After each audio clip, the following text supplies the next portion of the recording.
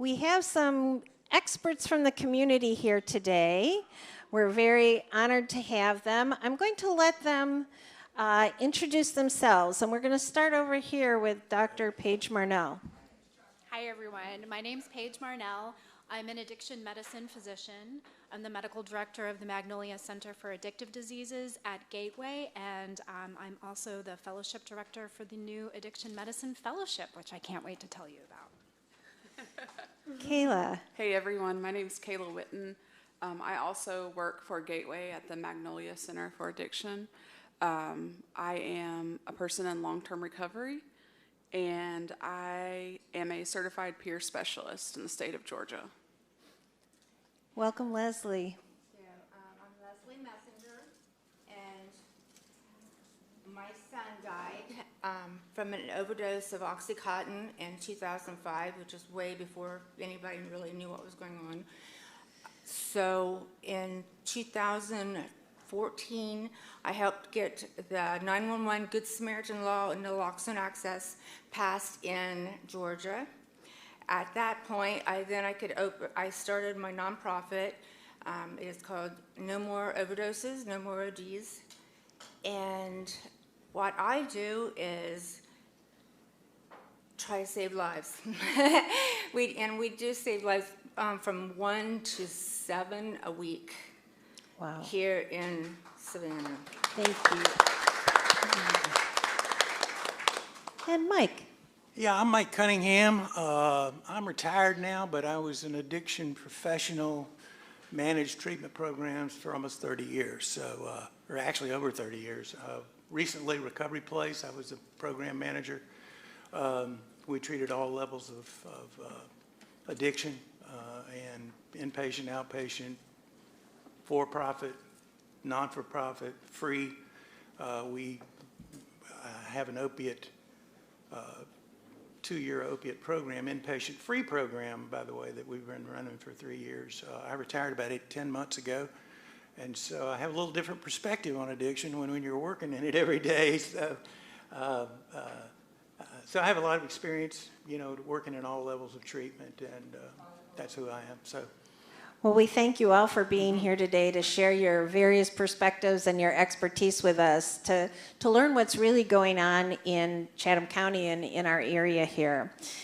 My first question is, and I will tell the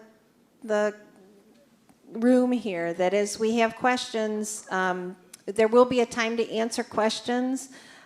So, jot some notes or make a mental note when something comes up. I'm sure the movie alone spurred a lot of questions for people.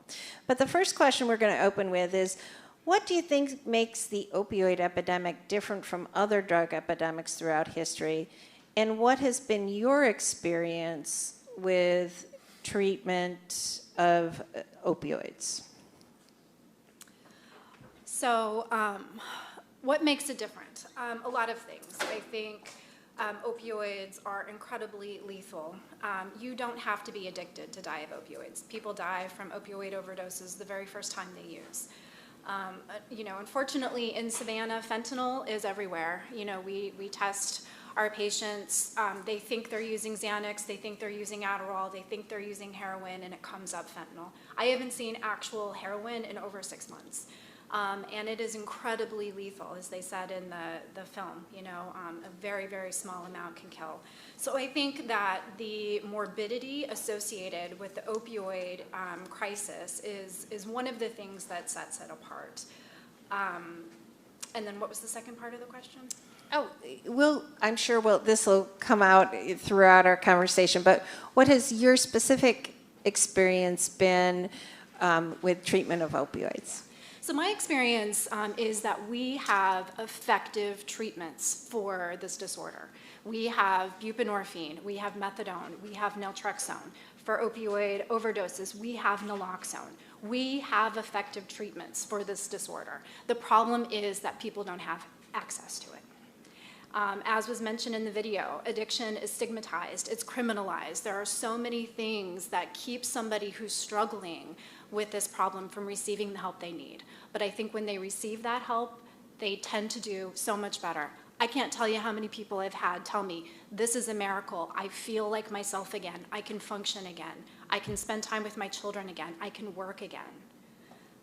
Really, there are great things out there that can help people struggling with opioid use. Who would like to jump in there? Well, I think the first part of the question was, how is it different?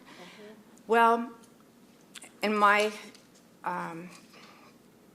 situation in 2005, we were told to let him hit bottom. What is different is bottom is death. We don't want to let him hit bottom. And that is the part of the stigma, I think. Also, you know, as it's their fault. They need to just buck up and stop it, let them hit bottom, and then they'll come back up. No. Anybody else want to respond to that question? I think everyone's bottom is different, right? So a lot of people's bottom is death. So I'm a firm believer that people don't have to hit rock bottom before they get sober. I think for me, the second part of the question, when we're talking about the treatment for opioid addiction, buprenorphine, I'm a person who still today takes buprenorphine every single day as prescribed. And I will be a person who takes buprenorphine until the day that I die, because it has helped me to become a successful member of society, to build a family. My wife's here today. It has helped me to gain the trust of my family back, to get those relationships back. And today, my first thought when my feet hit the floor is not, how am I going to get high today? It's, oh gosh, I got to get ready to go to work because I'm a peer specialist today. So it's a beautiful thing. So yes, I fought tooth and nail to get treatment and to get buprenorphine because it used to be so expensive. It still is today.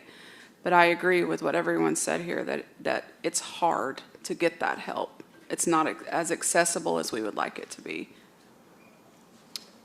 Just 15 years ago, I didn't believe in sort of harm reduction as being a recovering person myself. So today I certainly do, especially with the opiates and the heroin and the fentanyl now that it's come. So it's a real sad thing. You know, don't want to get in the doctor's way, but, you know, heroin and these opiates really do damage the brain, and it takes a long time for for the brain to heal itself.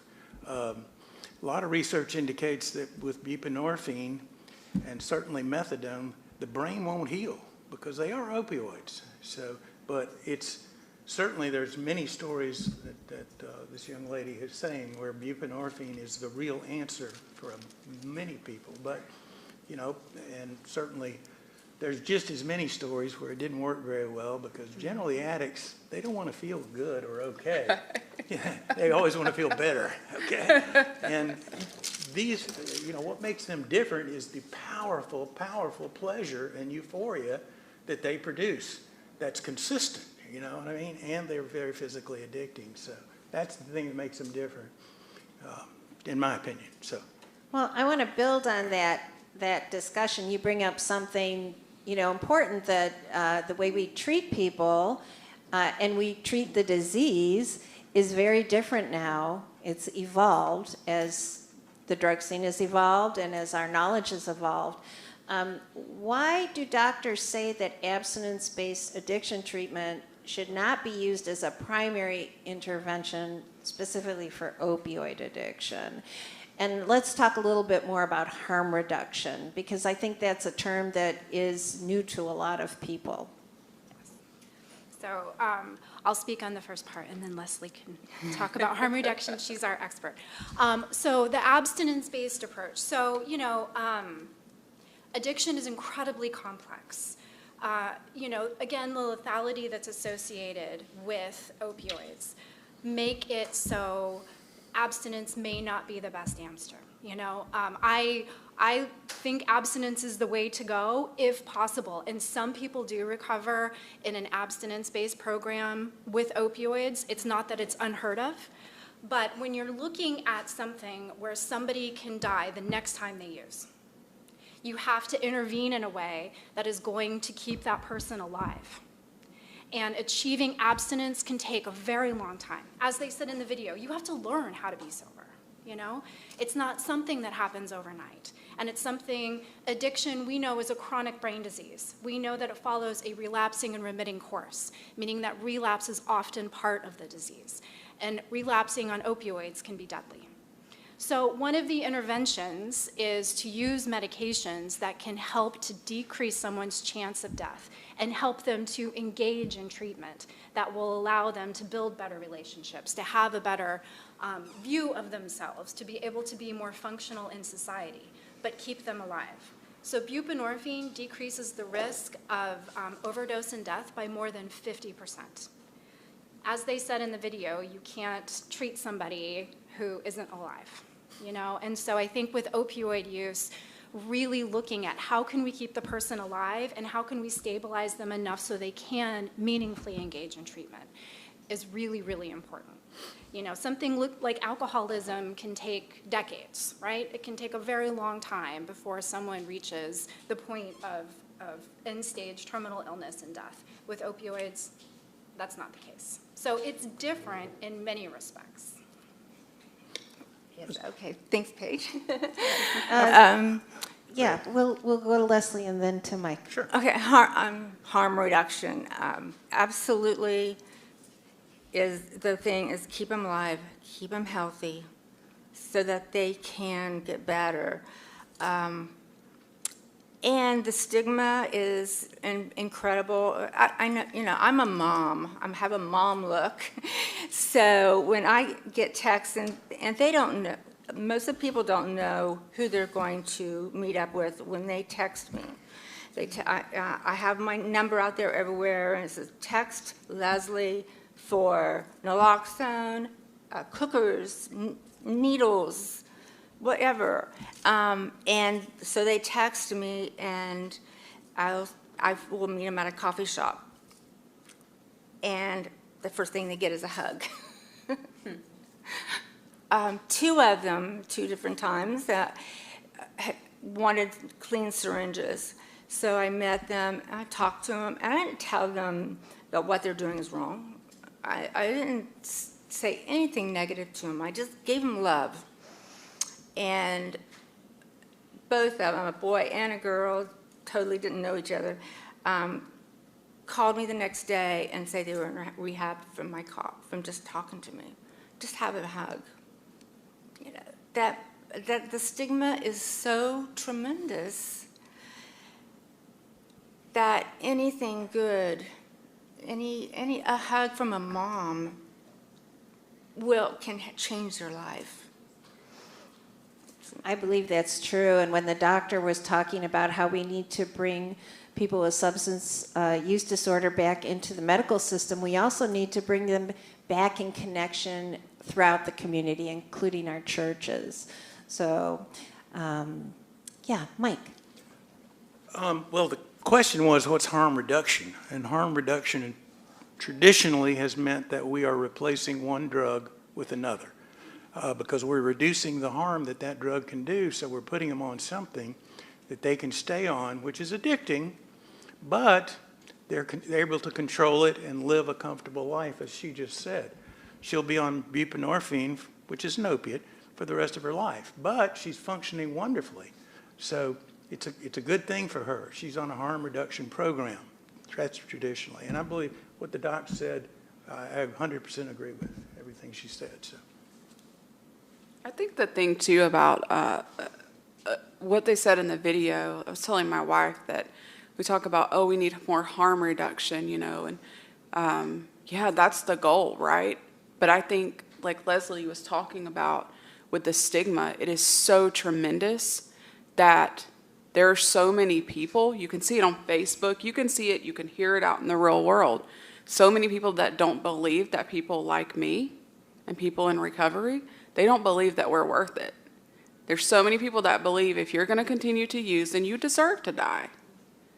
That's the part of the stigma that to me is just, I think, and by doing things like this, we can do harm reduction. By having people like Leslie, like Dr. Marnell, and even yourself, sorry, I forgot your name. But by having all of us here, Mike, then this is harm reduction. Thank you. What is our community doing to educate people about addiction?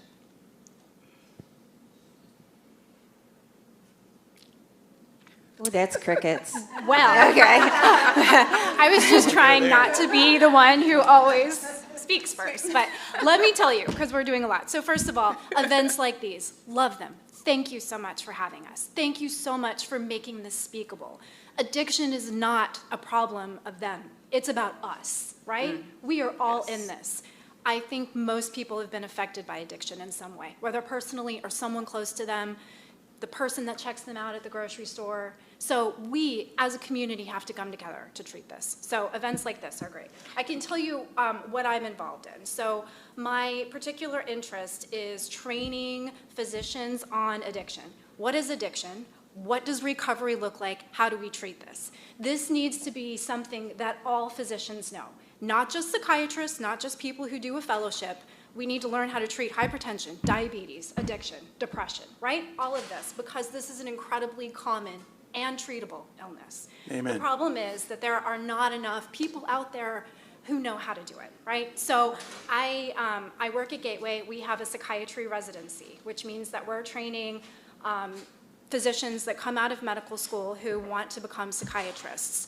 And they have allowed me to establish their addiction curriculum. So they're getting a lot of training in what addiction is and how to treat it. And we also are starting an addiction medicine fellowship, which is open to all disciplines in medicine, to learn to, just further their education specifically on how to treat addiction. So how this will benefit the community is that there'll be more providers that are knowledgeable and able to treat addiction. Hopefully more treatment centers will open, more providers are available on an outpatient basis to be able to give treatment to the people who need them. Let me piggyback on that a little bit, because that's the key. To me, Recovery Place, for the last 20 years, we have contracts with a couple of universities in Georgia that we offer a 2-week fellowship that they can come get paid get credit for. It's an elective where they spend 2 weeks coming into the intensive outpatient programs and getting the education and sitting in with the clients for 2 weeks. These are fourth-year medical residents about to graduate from medical school, and they've not had 1 hour of addiction training in their 4 years of medical school. And oftentimes they're blown away because the only training they may have had is in an emergency room looking at the ODs. So that's the key. And people go to their doctors to deal with addiction. They haven't got 1 hour of a treatment. They don't know anything about addiction. That's shocking. It is shocking, and most people don't realize that. And they try to pretend they do, obviously. And, we had countless, and I'm sure she'll agree with this, so many people get addicted by their doctors because they're just handing out medications they know nothing about, And we quite regularly see people, well, let's give them a benzo to go to sleep. Let's get them early onset or adult onset ADD or something like this. So they put them on, they're on something to get them up. They're on a stimulant, an amphetamine, and a sedative at the same time. And then an antidepressant, of course, and this and that, blah, blah, blah. And that's the norm. It's unfortunately, that's not the exception. We have a question over here. Sorry, I just want to. I have a two-part question. First, is there any way you have of tracking the number of people you've been able to educate? And is there feedback to you to find out how successful they have been? I have paperwork. Can you repeat the question in the microphone so that this is a hybrid event and there are people online that are listening in as well?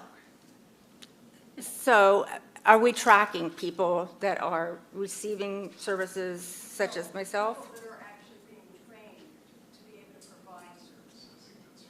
Okay, so you're talking about for like doctors, not harm reduction organization. I want to know because it really is about numbers. How many people you can actually train successfully that then give you feedback of what their contact with well, maybe this, I don't know, but I have paperwork that when I give naloxone, they have to sign it, and then I train them how to use it, how to identify an opiate overdose, and what to do. And so then I tell them to call me or text me or something, let me know. Sometimes they don't. Sometimes they do. I get wonderful texts that say, last night I helped somebody. And when somebody, and I haven't personally done it, but when somebody saves a life, it is a huge high. I mean, it's like, and I can just imagine how wonderful they feel. I mean, I feel wonderful just them telling me that they saved a life. So we have coffee cups that I save lives that I give to them. So from what I understand, though, with this fentanyl, it is 1 to 7 lives a week that I can track. When on Thursdays is when I usually get texts that I'm going to a party, I need harm reduction items, I need Narcan, I need syringes, I need cookers, I need fentanyl testers, which is just the biggest item that people want now, and I couldn't even give them away 2 years ago, is fentanyl testers. Because it is in virtually everything in Savannah. It is in meth, it is in cocaine, it is in pot, and all the other opiate type things. It's coming in from, a lot of it's coming in from the port, which you will not hear about at all. It's quiet. So, yeah, I track as best I can. But you're only one person. I'm talking about a community of physicians and medical providers that need to be educated, that you've been doing. Yes. That's, I mean, Yeah. how far outreaching is that? And is there a way to know? And do they give you feedback about what they're providing in terms of services? Right, absolutely. So, I have been here since the end of 2020, so this is pretty new. As far as the physicians that, right now we have 4 classes of residents, and they provide me feedback all the time. We've had 2 that have reversed people using naloxone.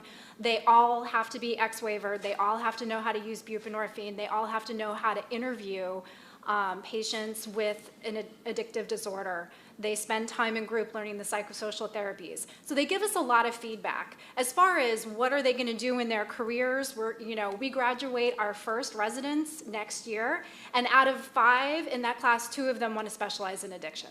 So I think that's pretty good. We have a really good turnout for our special interest groups. We have people that are applying to present at conferences, national conferences. 2 of the residents have applied for awards. One of them won that award last year. So, I mean, there's a lot of interest. And as far as how far-reaching am I am an ambitious person. So what I want to do with this addiction medicine fellowship is really reach outside of psychiatry and go into the hospitals, go into, we need to go into the medicine clinics. So the ACGME is starting to require that their internal medicine residents receive education on addiction. Great, we're going to be there to provide it. I want to work with the ED physicians to start people on medication and to offer them services when they come out of an overdose instead of just sending them home, because they're going to do the one thing that they know how to do to feel better in that moment, and that's not helping, And yes. You have to include nurses. Absolutely, nurses are a huge part of this. Nurses, doctors, I mean, again, this is a we thing, right? We all have to learn about this because these patients are our friends, they are our neighbors, they're our children, they're our spouses, they're us. Yes. Thank you. So, first of all, thank you guys all for being up there and applaud the work you're doing in particular with this education piece. And so I'll just speak from my own personal experience as a guy who was sober for 8 years, relapsed, been back for almost 5, but as a result of that relapse, I'm now a federal felon. Not because of, it's consequences for my own actions, but I found myself in the midst of going through that experience, literally sitting there with DEA agents and explaining the disease model of addiction to them for the first time. Yes. Wow. Narcotics narcotics officer, had no education around this at all. So I wonder if there's any way we could lean into potentially law enforcement to educate these guys, because I just met the director of the Bureau of Narcotics for the state of Mississippi yesterday, and he gave this great talk at a conference I was at, and he is all about, the differentiation between criminal and addict. And you talk about stigma. Yes. And that population of people and that piece of this puzzle, to me, is what keeps so many people sick. Yes, absolutely. And I don't know if you could open the doors, or if there's any idea around that potentially. I know your lean-in is with the medical professionals, but I think that aspect too is one that, I don't know if you guys have had any experience or want to talk about that at all, but I just find for myself, I'm like, man, if we don't have these people Right. educated, we're never going to win. Right. I work with doctors, and my own personal doctor, like 6-7 years ago, I went for a physical, and I said, at the end of it, I said, and could you give me a prescription for naloxone just because, so I can have it? And he, no, I can't do that. I'll be flagged. It'll look like I'm over prescribing Oxycontin. And I'm like, you're not even giving it to Oxycontin to me. You're giving me naloxone.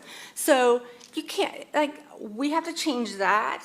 We have to change it where doctors will prescribe naloxone, especially every time that they prescribe an opiate. They need to prescribe naloxone and train their family how to use it. That's across the board. That's what needs to be done. Leslie, speaking to the law enforcement, you told me a story yesterday about an associate of yours who had a turning point because of an interaction with a police officer. Two police officers, actually. Could you share that with this group, please? Yes, this is one of my guys that work with me. Anyway, when he was 18, 19, he had gotten himself in so much trouble because he had been on drugs. And when you're on drugs, you'll do anything to get more drugs. So he was in serious trouble. And so he had a warrant for his arrest, and a federal marshal had 2 cops arrest him. He was there. The cops tried to beat the hell out of him. And Christopher, he doesn't mind if I say his name. Christopher said, Leslie, I deserved it. I just let him beat me because I deserved it. I am nothing. I'm a drug addict, and I have done bad things. So, but as he's getting beat up, this federal marshal yelled, "Stop it. That's a human being." And it was the first time that he thought of himself as a human being. It was his turning point. They stopped beating him up. He went into prison for 8 years. During that 8 years, he took college courses, and he came out a changed man, all because of that, of somebody saying he's a human being. That's a stigma, they are human beings. When Savannah was starting to understand about addiction and drugs and all this, Russ Riesinger, I don't know if you remember Russ Riesinger, WSAV, he called me up and he said, Leslie, I'm coming to your house with a camera crew this afternoon. We want to know more about this Oxycontin and harm reduction, all this. So I have 2 dogs that I didn't want yapping around, so I called the cell phone of my neighbor, and just give you an idea, I live on Skidaway Island, so nobody does drugs on Skidaway Island. So I called my neighbor, and I said, oh, can you watch my dogs? Because Russ Riesinger is coming, and I don't want them climbing all over the cameraman and all this. And she said, I'm sorry, I'm in rehab right now for Oxycontin. My neighbor, I have no idea. No idea. We don't talk about it.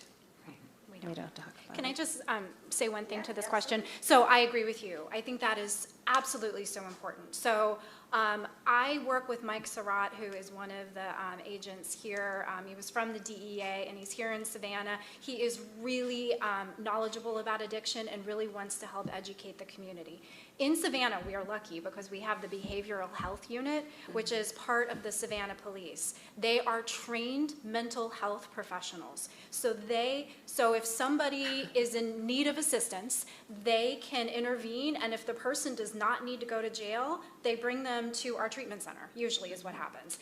And they can intervene to avoid people having to go to jail. We know that criminalization of drugs has not helped, right? I mean,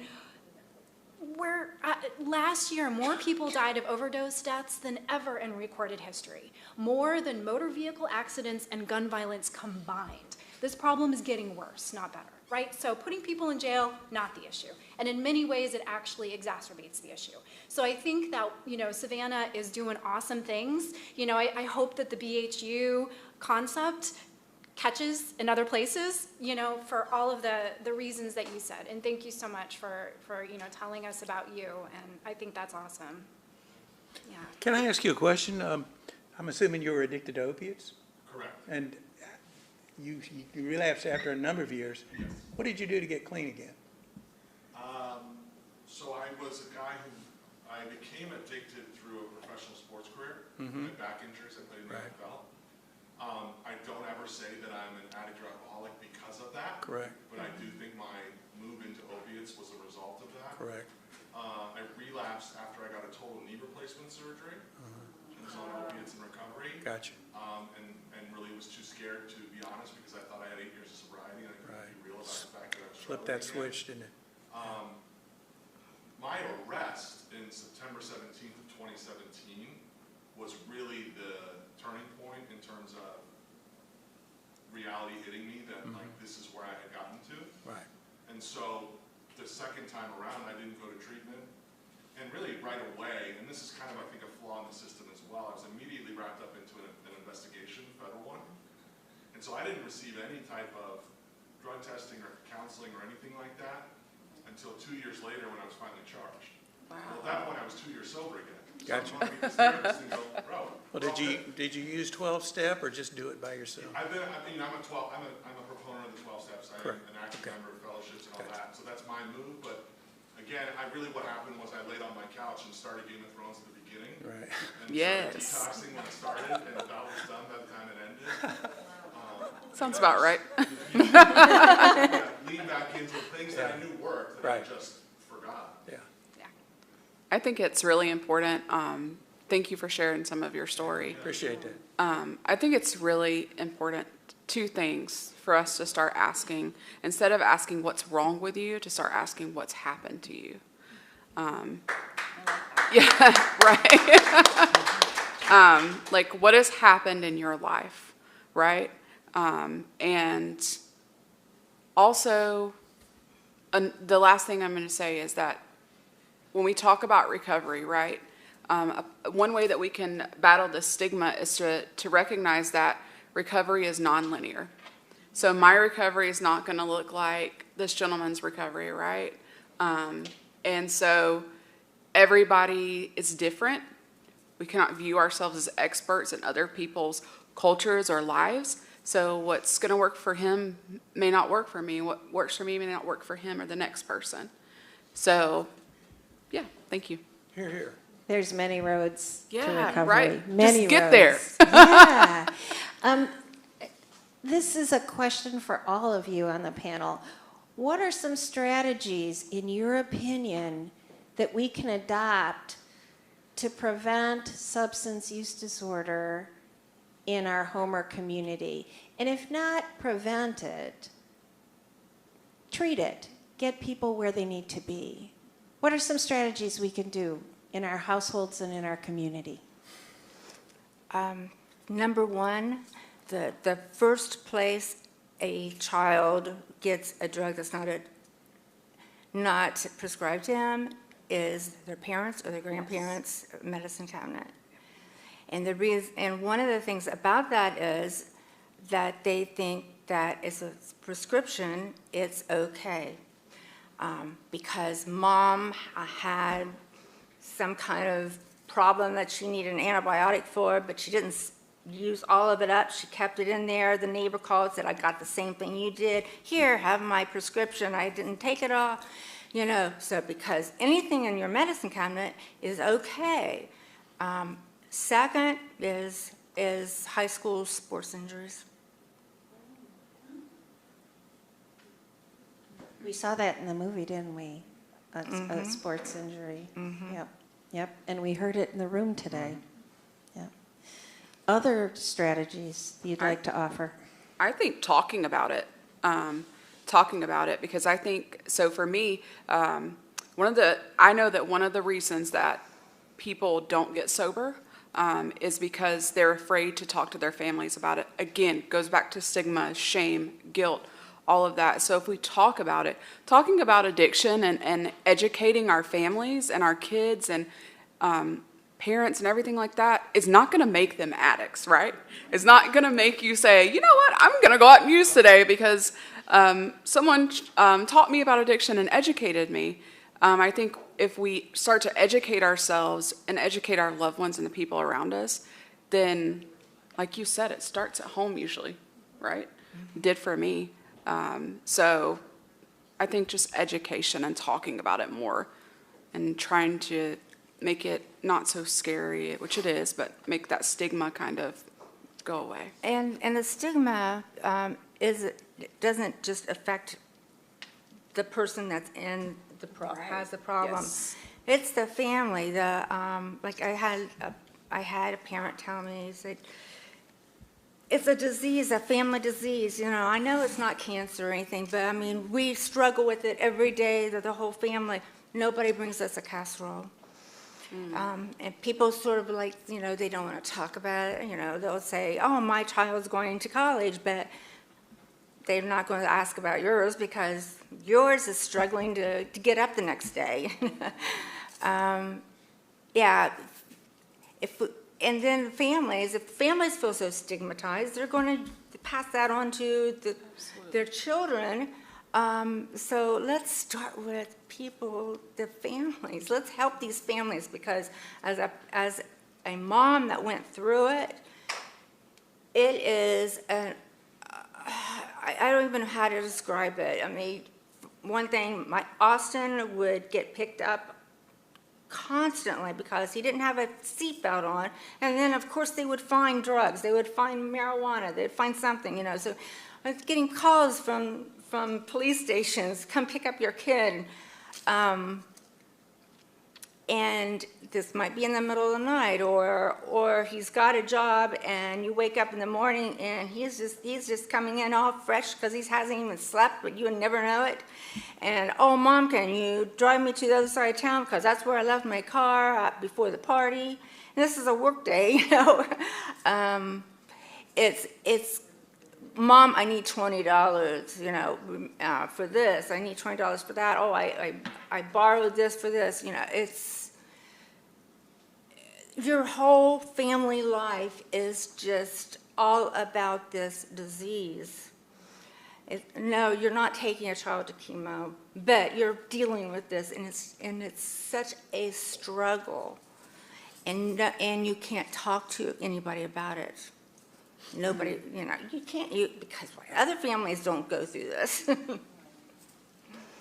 right. Addiction thrives in isolation, in secrecy, in shame. And so the stigma actually strengthens the disease itself. You know, one of the things that we can do to combat it is to make it speakable. This is a human thing. Talk about it. Let's make it not so scary. Let's stop, asking people what's wrong with you, right? Like, I mean, that, you know, I mean, I think things like this, the very thing that we're doing right now helps that because it makes this a human problem. It makes it speakable. And it makes people have hope that they can talk to somebody else and receive the help they need instead of being shunned or rejected or made to feel small. Because that's just going to make them use again, right? So recovery happens in connection. Recovery happens in communication, in you know, honest, meaningful relationships. So the more that we can do to promote that, I think helps addiction from the ground up. I think early education in schools is important. They don't mandate it now, but so many schools will, I went out hundreds of times to schools and I found that given some of my story and then to answering questions, it really worked. A lot of the students, we got a lot of referrals and that made a big difference. And I want to stress to the genetics of addiction. If they have a parent, grandparent, their chances of developing addiction, if they use, 50%. If they don't have any genetic family history, then chances are, their odds are going to be a lot less. Kathy Hodges used to have me out to her school to see her ninth graders, to talk to her ninth graders every year, as I recall. And I did that for a number of years in a row. And that's how I found out about this from Kathy. And I'm sure it was very effective because and the earlier, the better. But it has to continue. It Correct. has to continue. Once, But that was up to Kathy. That wasn't a school policy. See, because of her. They're not mandated, but to do that. And I think, talking about addiction should be part of the core curriculum, I think, in high schools, junior highs, whatever. I'm sure one of the questions, and this will be our last question before I open it up. Yeah, something over here. Yeah, Kathy, go ahead. I'm saying, because as I'm listening, one of the things I'm realizing, yes, I think we did a darn good job educating our kids, You did? but I don't think we did as good a job educating our parents. Yeah. I had a student who came to me 3 days into her junior year to tell me she was struggling with cocaine. Her dad was a health professional in town and was treating her holistically and didn't realize what was going on until that. So, that need to really get to parents and say, here are some things you might be looking at in your kids, because some of them are keeping very high profiles while they're destroying themselves. One of the questions I'm sure all of you have heard is, how can I help a friend or family member who is struggling with addiction? That's a great question. People that are struggling with addiction often don't want to tell other people that they're struggling. Part of the disease is that we can control it, that we can fix it. Being in a situation where you can't modify your own behavior and you're doing things that are destroying you, terrifying, right? And so, part of the disease of addiction is to deny that, to keep it in secrecy. So oftentimes people who are struggling may not come out and be like, hey, I'm struggling, but you may notice signs, right? So if somebody becomes withdrawn, if somebody starts to, act more depressed, if they're having difficulty performing their job, if you notice something, intervene, say something, not in an accusatory way, but in a, hey, I'm here to help you, I've noticed sort of way. And then you try to connect them as early as possible with somebody that can help. And either, that can be a physician, it can be a peer specialist, it can be Alcoholics Anonymous, it can be, there's so many different resources out there. So part of this is understanding what's available in your community. But I think getting that person in connection to somebody who has some experience, lived experience, professional experience, or both, so then they can help get them the specific treatment they need is a really important piece. Absolutely. I'd just like to say that, my years of experience working this, nobody ever gets help until there's trouble. Nobody ever gets help until there's trouble.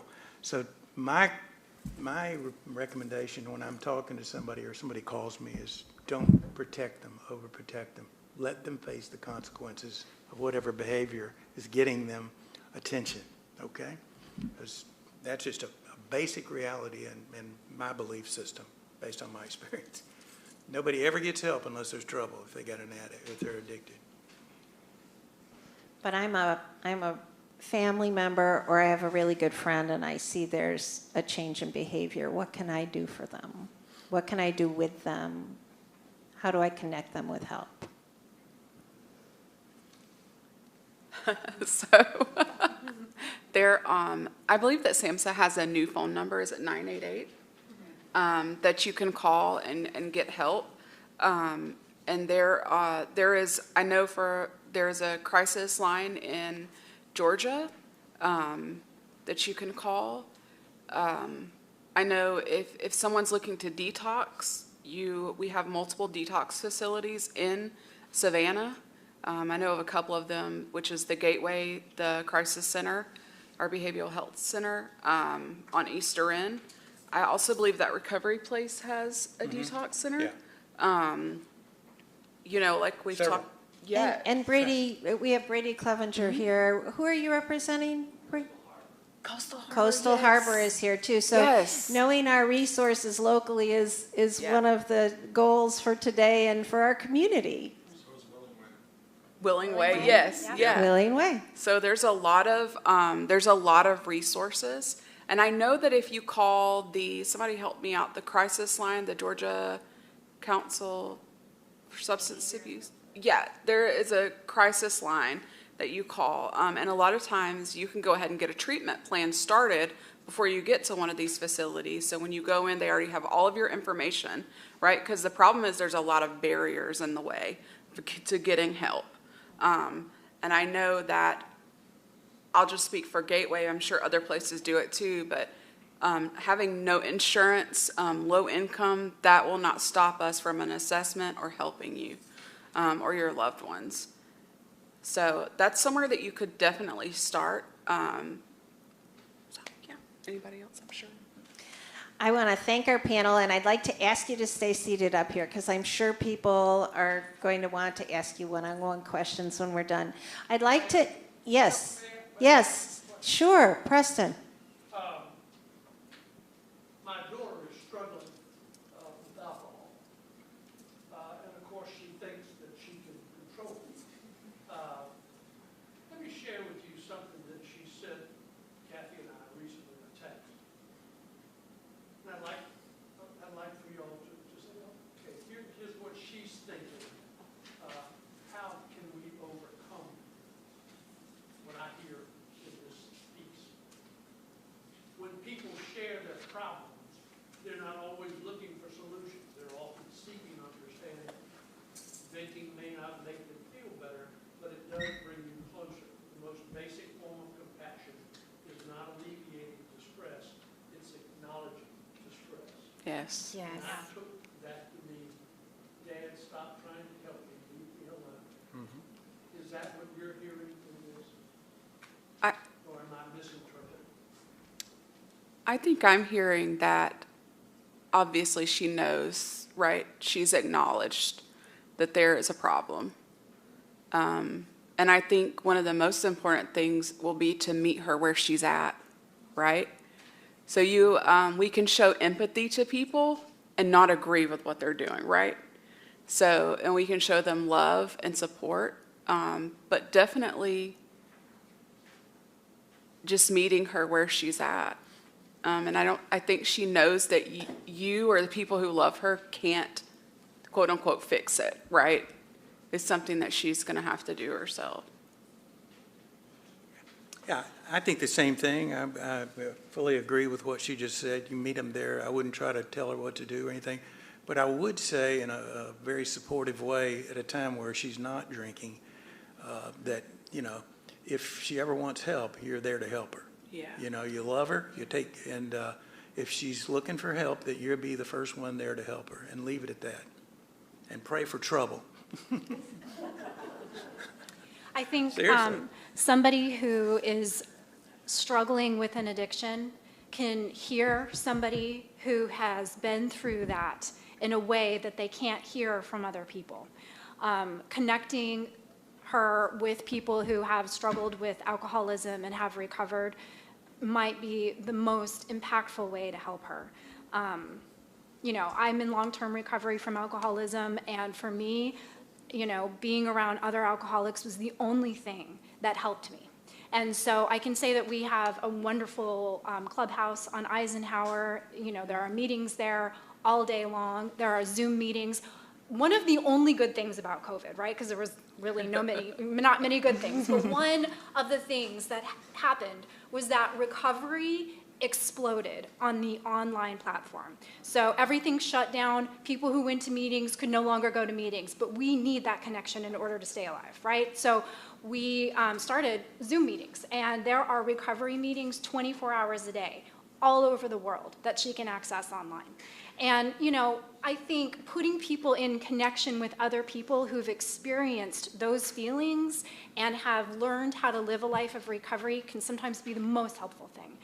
I think it's really hard as family. We love the people in our lives and we want to help them so much. But sometimes it's really hard to do that because of our position. So putting them with somebody else who might be in a better place to do that, I think would be really helpful for her. Speaking of meetings, Ruthie Deffley, you have an announcement for us. Thank you.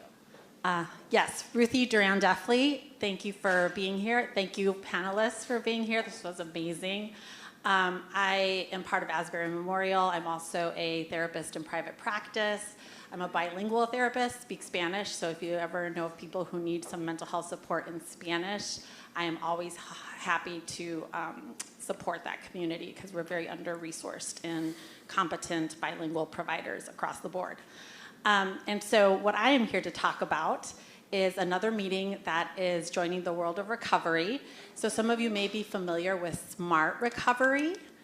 And so Smart Recovery is a nonprofit, a 501c3, and they offer support for all different kinds of process addictions. So not just opioids or alcohol or chemicals, but also any other process addiction, for example, food, pornography, gambling, compulsive shopping, anything that you're engaging in maladaptively or is not helping you, okay? And so SMART, someone got nervous over here. I'll see you at the meeting. But SMART stands for Self-Management and Recovery Training. And so unlike other, like the 12-step program, it's very different from 12-steppers. So and you can do both, right? So one does not negate the other. SMART can work in tandem with any recovery program that you're engaged in, but SMART really focuses on coping with urges, managing thoughts, feelings, and beliefs, and finally, you know, their ultimate goal is for you to live a balanced life, right? Because sometimes we see us give up one addiction for another addiction. Like they mentioned sugar, and alcohol is sugar. And so many times people will stop drinking, but then they develop a sugar addiction, okay? And so it's just really about, you know, feeling good or not feeling the pain. And so how can we get you to a place where you are living that full life without engaging in behaviors that are jeopardizing either your life, your safety, your family, or the people around you? Okay, and so SMART has come to Savannah because up until this point you could only access meetings online, and there's a group of 4 of us. So Paula, Kathy, Claire, and myself, we've all gotten trained. So unlike AA or 12-step meetings, you do need to be a trained facilitator, not just someone in recovery. And just to out myself too, I'm in long-term recovery from alcohol and an eating disorder that almost took me out. So just want to say that too. You can recover. And I think that is so important for us to hear because it can feel so helpless and so dark sometimes, right? But recovery is possible. And I love SMART too because you walk out of there with tools. It's the community aspect of AA, but it's also really concrete in science-based techniques and tools, okay? I'm happy to talk more about it, but we're starting September 12th, which is a Monday from 7 to 8:30. There's flyers on the table. Please take some. And the location is going to be Wesley Oak Church, which is in the Thunderbolt area. We don't know exactly where at Wesley Oak, but please stay tuned for more details about that. And again, Paula, Kathy, and Claire, we're all happy to give you more information. Thank you. Awesome. That's great.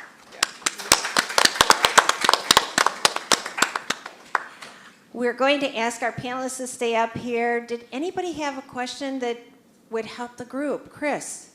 Yeah, so collectively, we all work with youth, teenagers, and families. And so we touched on it a little bit, but how do I help them? What do we say to them that they'll listen to, for one, they're teenagers? Yeah. How do we help them, and how do we help the parents and families? Or are there resources that we can lean into to give us those answers? I'll take it. Yeah, adolescence is a challenging time, right? To say the least. You know, it's during adolescents, people are, the brain is still developing, right? So people are much more impulsive, much less likely to hear logic, these are the consequences of your actions, right? So an approach that you may take with an adult might not be as effective with an adolescent. Adolescents are very motivated and connected with their peers. So there is a young person's recovery meeting in Savannah. Broad Highway, is that right? I think it's Broad Highway. Anyway, I can help you find out exactly what it is. But helping them to develop peer relationships with other people, young people in recovery, is helpful for them because they can identify with their peers in a way that they will never be able to hear from an adult. And so that's one of the things that I use, the techniques that I use, is helping them to find a new peer support that actually emphasizes recovery. And then they can, because one of the most challenging things about people getting sober early is, well, what am I going to do? Where am I going to hang out? All my friends are doing this and that. And then you find that if somebody goes to treatment, they come back and they isolate themselves from their social group because they're afraid to hang out with them and they don't feel that they would be supported. I'm not going to ask my friends not to use or not to drink, so what am I going to do? So the peer piece is really important in adolescence and young adulthood. So I will check on that young person's meeting, but like I said, I think it's Broad Highway. You can just Google AA Savannah, and they're actually listed as young person's meetings, but those meetings are really helpful for that reason. And again, to go to the meeting, they don't have to be totally committed never to use again, right? It's just going and being open-minded and listening to something that may potentially help them. Thank you. Paula, I was going to ask, Absolutely. do we have any questions from our online group? Okay, thank you. We just passed out a new QR code for you. The Clinton Foundation wants to see what we've learned over the course of the day. So you took the pre-survey when you came in. Now there's a second survey that if you fill out, you will be eligible to win one of 4 Visa $50 gift cards. And I will notify you myself with that good news once the surveys are completed. Does anybody have any other questions at this point in time? I have a little one. Yes. When this gentleman was We can't hear you. When this gentleman back here was talking about his experience, I was wondering if it's too forward or too bold to give a list of advisory list of possibilities and have it somewhere placed around the house. Is that like too in your face? I don't know. I don't think Well, I don't think it would hurt. Offer a list of services that are available in the community in print and just have it Yeah. laying around the house. Is that too forward? No, I don't think that would hurt at all. Okay. I think that would be a good idea. My daughter's a grown woman who lives in North Carolina. A plug for Al-Anon and CODA too. Yes. Support stuff, I didn't hear that mentioned, those are like great family support. Yes. groups, Al-Anon and CODA, there's a million of them, they're online too, you can be at your house and go to an Al-Anon meeting and get support, because a lot of times breaking that chain of enablement from family member to suffering addict or alcoholic is incredibly difficult, and you think it's love, but it comes out in a way that is then used as manipulation. We love to abuse the people closest to us to keep using and drinking. It's a good way to break that chain. I thank everybody for sharing their experiences and their wisdom in here. I understand that the Latin chicks have arrived outside. Once you've completed your survey, you can feel free to take your ticket out to the out to the, and please eat up, because we have a minimum we're going to pay whether or not we eat that food. So go ahead and order lunch to your heart's content. We also have information at this side of the room about local resources. We encourage you to pick that up on your way out, and just to stay and visit in the air conditioning if you'd like before you go out to eat. Can I? Yes, Leslie. Just make sure that I want to get this message out. Every one of you should have naloxone in your purse or your car or whatever. You never know when you're going to run up to somebody. I have twice in my life that is unconscious because they are dying. Once I saw there was somebody in a TJ Maxx dressing room. So what I want you to understand about naloxone is you should have it, even though you don't think that you would ever use it. It doesn't matter. Your neighbor might need it, because I've had that happen. And you can give it to anybody, and if it's not an opiate overdose, it's not going to have any effect at all. I've injected myself with naloxone by accident, but no problem. You can give it to somebody as young as just born, 2 weeks old. It's not going to hurt them. There are some people or some things said that be careful because they're going to like attack you once they are back to life. That's hardly ever happens. I've had people say that the person would just jumped up, looked around, and ran. Because they're waking up like from a dream, and then all of a sudden somebody's staring at them. But you don't have to really worry about violence. And also, naloxone doesn't have a date where it's no longer effective. If it's out in the sun or it gets hot or it's very, very many years old, it may lose some effectiveness. That means you give more to them. And know that every police officer carries Narcan on them. And I've trained them. And we have Narcan at our church. We talk about reducing stigma. Signage is really important. Everybody knows you're gay friendly if you have a rainbow flag. It's a sign that it's a safe place and that you're an understanding, compassionate sort. We don't quite have the same symbols, to say that, we welcome and support people with SUD. I think that would be something that would be helpful.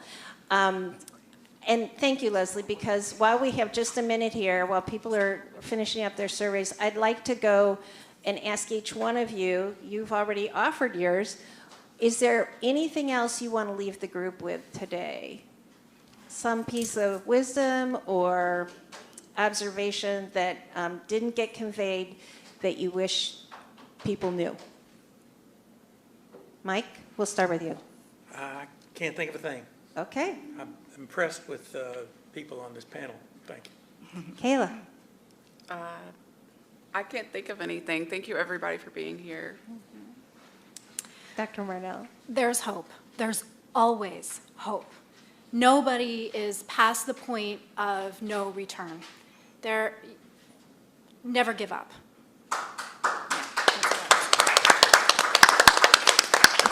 Thank you for coming, and enjoy the rest of your day. Go get some lunch.